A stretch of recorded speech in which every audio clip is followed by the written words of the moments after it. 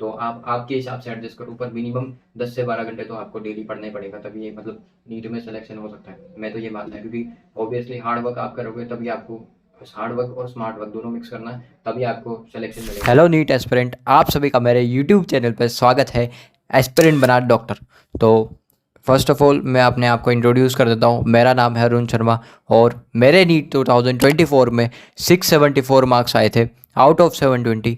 तो जैसा कि आप टाइटल देख के समझ ही गए होंगे, आज मैं आपको क्या बताने जा रहा हूँ कि मेरे प्रिपरेशन के दौरान मैंने क्या स्टडी टाइम टेबल फॉलो करा था, मेरा शेड्यूल क्या था, मैं सुबह कैसे उठता था, मतलब पढ़ता कैसा था, ऑब्वियसली स्टडी टेक्निक्स कैसी थी, कुछ टिप्स दूंगा।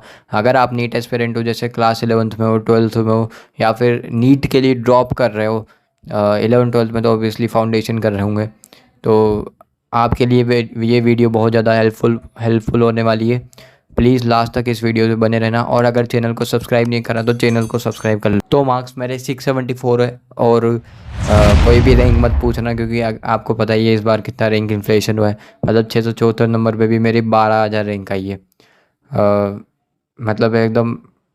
और पिछली बार 674 पे 3-4 हज़ार रैंक थी, जिस पे ऑब्वियसली एम्स मिल जाता। अभी तो भाई एम्स, और वो भी एम्स तो कतई नहीं मिले, और दूसरी जगह पे मैं जनरल से बिलोंग करता हूँ, तो ऑब्वियसली कोई कॉलेज मिल जाए वही बहुत बड़ी बात है मेरे लिए। अगर मेरे स्टडी शेड्यूल की अगर मैं बात करूँ तो ऑब्वियसली वो बहुत ज़्यादा वेरिएबल था। इनिशियल जो मंथ थे मेरे प्रिपरेशन के, उसमें मैं थोड़ा कम पढ़ता था, यानी कि लगभग 10-12 घंटे। पर जब लास्ट मंथ हो गया नीट का, तो उसमें 15-16 घंटे ऑब्वियसली मैं पढ़ता था। तो बहुत ज़्यादा वेरिएबल था मेरा स्टडी शेड्यूल। फिर भी एक ब्रीफ मैं आपको बता देता हूँ कि मैं एक दिन में कैसे कैसे और कितने घंटे पढ़ता था। अगर मैं मेरे मॉर्निंग रूटीन से बात करूं, तो मैं मतलब सुबह उठ के पढ़ता था। मतलब मैं रात में जाग के कभी नहीं पढ़ा, मैं हमेशा सुबह उठ के पढ़ता था। मतलब मैं पूरे दिनचर्या पूरे दिन भर ही पढ़ता रहता था, इसलिए मेरे को रात में पढ़ने की कोई ज़रूरत ही नहीं पड़ती थी। मतलब रात सिर्फ मैं सोता था। तो सुबह लगभग मैं 5 बजे उठ जाया करता था, और 5 बजे उठने के बाद हाथ मुँह धो के, और फिर थोड़ी देर, मतलब 5 मिनट लगभग मैं व्यायाम करता था, थोड़ी देर मेडिटेशन करता था, जिससे जो डिप्रेशन है, जो एंजाइटी हमें जो होती है नीट प्रिपरेशन के दौरान, वो बहुत ज़्यादा कम हो जाती है।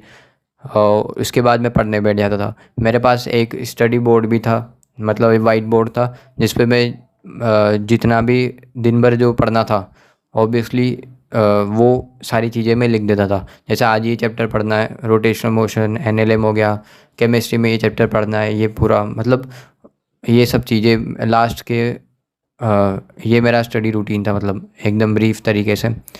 और सुबह सुबह मैं जनरली फ़िज़िक्स और केमिस्ट्री पढ़ता था, क्योंकि बायो पढ़ने में ऑब्वियसली कुछ कम दिमाग लगता है, तो उसको मैं सिर्फ रात में पढ़ता था, जब मैं एकदम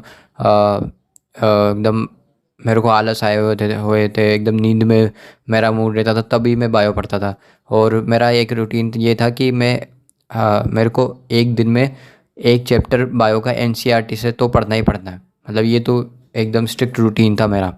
तभी मतलब मेरे को एनसीईआरटी के हर वर्ड एकदम क्लियर हो गए थे, याद भी हो गए थे। ऑब्वियसली पूरी एनसीईआरटी तो नहीं रटी, फिर भी जो इम्पोर्टेंट वर्ड्स थे, इम्पोर्टेंट स्टेटमेंट थे, वो मेरे को ज़रूर याद हो गए थे। तो लगभग 8-8:30 बजे मैं उठता था। तो 3 घंटे या फिर 3.5 घंटे का एक स्टडी सेशन हो गया। उसमें मैं ऑब्वियसली आपको बता ही दिया कि फ़िज़िक्स केमिस्ट्री पढ़ता था। 8-8:30 बजे उठा सुबह के, फिर उसके बाद फ्रेश होने गया, चाय वाय बनाता था। मैं अलग, मतलब घर से बाहर दूर रहता था, कोटा में रहता था मैं। उसमें मैंने पीजी रूम ले रखा था, तो वहाँ पर ही मैं रहता था मेरी सिस्टर के साथ, और पढ़ता था, नीट की तैयारी करता था ऑनलाइन।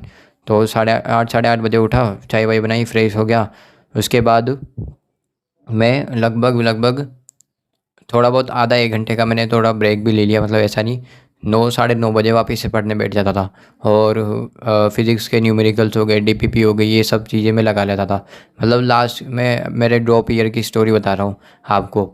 जिस टाइम मेरे नोट्स भी पूरे एकदम कंप्लीट बने हुए थे, मैंने वीडियो लेक्चर्स भी 11th 12th में देख रखे थे।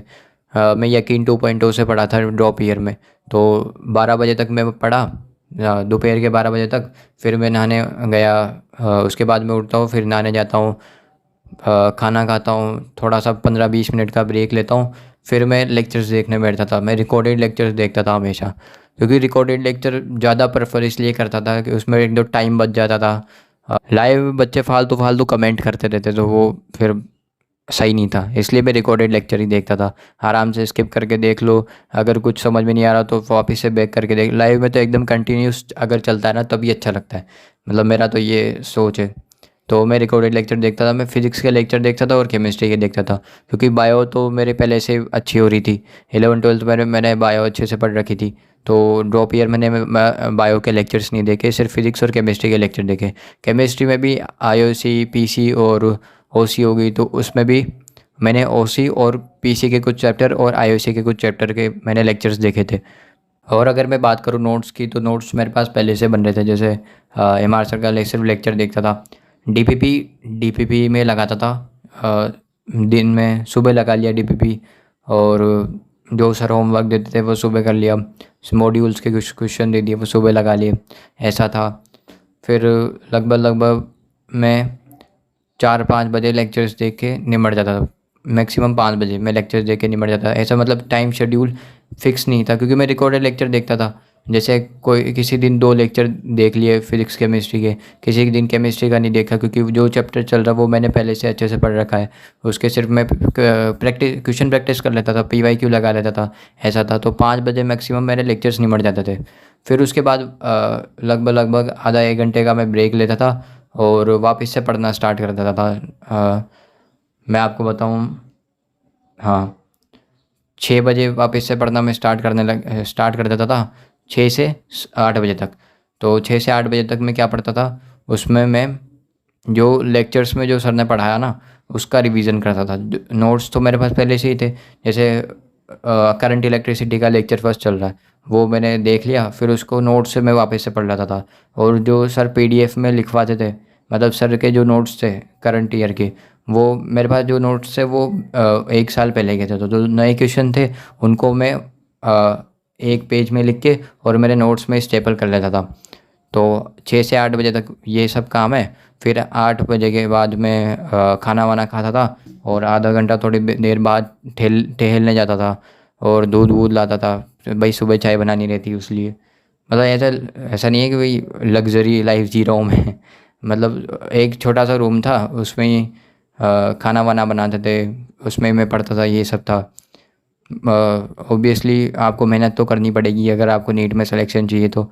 ऐसा नहीं मतलब मैं ज्ञान दे रहा हूँ, फिर भी ऐसे एज ए बड़े भैया, अगर आप नीट 2025 की तैयारी कर रहे हैं या फिर 2026 की तैयारी कर रहे हैं, तो आपको आपके कंफर्ट जोन से बाहर आना पड़ेगा, तभी आपका अच्छे मार्क्स स्कोर कर पाओगे। ऑब्वियसली इस बार तो कट ऑफ भी बहुत ज़्यादा जा रही है। अगर आप जनरल से बिलोंग करते हो या फिर अगर अच्छा स्कोर लाना चाहते हो तो 650 प्लस 680 प्लस का टारगेट रखो, तभी आपको अच्छा सा गवर्नमेंट मेडिकल कॉलेज मिल पाएगा। तो लगभग मैं 9 बजे वापस से पढ़ने बैठ जाता था। 9 बजे, मतलब 9 बजे, रात के 9 बजे वापस से मैं पढ़ने बैठ जाता था।